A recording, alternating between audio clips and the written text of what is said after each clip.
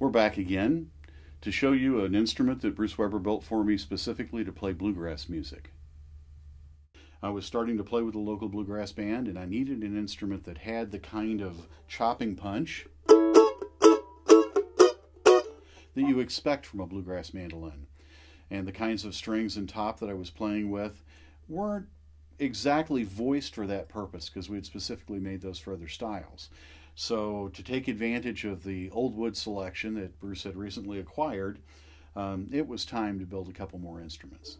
This particular instrument is a fern, much as the first instrument that you looked at in design, but it has some appointments on it and some features that were later made into an instrument that is now the top of the Weber line, the Elite mandolin. And this particular instrument has an Adirondack spruce top. Adirondack is the hardest of all the spruce family. It takes a lot longer to come in. It's a brighter tone, and the tone has fewer overtones in the beginning, and it will give a lot of bell-like tones that are very crystal and clear. And if you've listened to a lot of the old Lloyd Loar mandolins that sounded the best of all of them that are out there, most all of those had Adirondack spruce tops and backs that were slab-cut maple. And something about that combination over a period of years in playing yielded a wonderful tone and a wonderful clarity all the way through the range of the instrument that was not the same with other woods. So it's really a prized combination of woods. I had this instrument finished in a different finish from the first instrument that we looked at. My first fern was done in lacquer finish. This particular finish is a hand-rubbed spirit varnish, and it is very, very labor-intensive to make an instrument to finish an instrument in the spirit varnish. But the result of it is really worthwhile. It's a little more expensive, but the result is an instrument that is more open-sounding. The tone is just really wonderfully rich. And the instrument will open up even quicker because the lacquer isn't holding that surface quite as stiffly. And there's another aspect that I hadn't expected of varnish that was new for me. When you're playing a lacquer instrument and you're in the summertime and it's hot and it's sweaty, you'll notice many times that you stick to the neck when you're playing. And that was something that the varnish doesn't do. You don't feel that kind of feeling of stickiness at all, even when it gets really, really hot, which is a really, really nice plus if you play a lot of outdoor gigs or you play a lot of festivals. This instrument, as in the first instrument, has an arched fingerboard, and it's a radius of 8, and it's also a wider neck. And I also chose to use the very small diamonds on the front of this instrument for fretboard markers.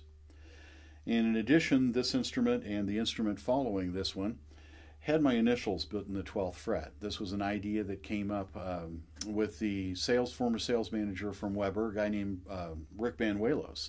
And it's a great idea. It gave me a chance to personalize the instrument so that I really knew it was for me. And it's quite interesting. I was able to pick the fonts that I wanted and mail them to him and have him actually create the inlay in the exact shape of that font and put it in the 12th fret. This instrument has a pick guard and an armrest, just as the first instrument had. The wood material that's used for this pick guard and armrest are ebony in this case, because the ebony offsets this tobacco sunburst finish that we used in the coloration. And you'll notice the Weber design in inlay down in the base of the armrest, and it really stands out nicely in the mother of pearl against the ebony. It's a gorgeous look. And I again used the wood nymph to stop the sounds of the strings behind the bridge. This is a tobacco sunburst, as I said previously, and it has the fern inlay pattern on the headstock, as the first instrument did. The back of this instrument is a one-piece, and it's a slab-cut maple, and we're going to have some pictures of this in brighter light where you could really see the topographical nature of the cut of the wood.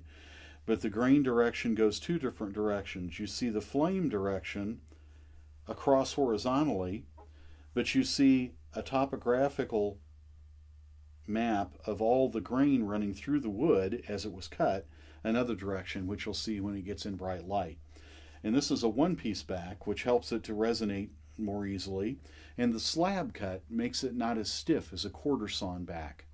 The two-piece back that we just looked at on my first fern was actually quarter sawn maple, and it was two pieces. This is one piece, and it's all slab sawn, so the wood is actually not as stiff as it would be if it were quarter sawn.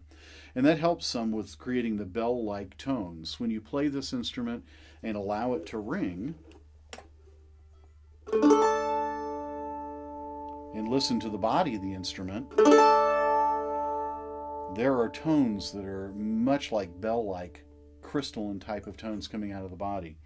And that happens as a direct result of the way that the top and the back wood interact.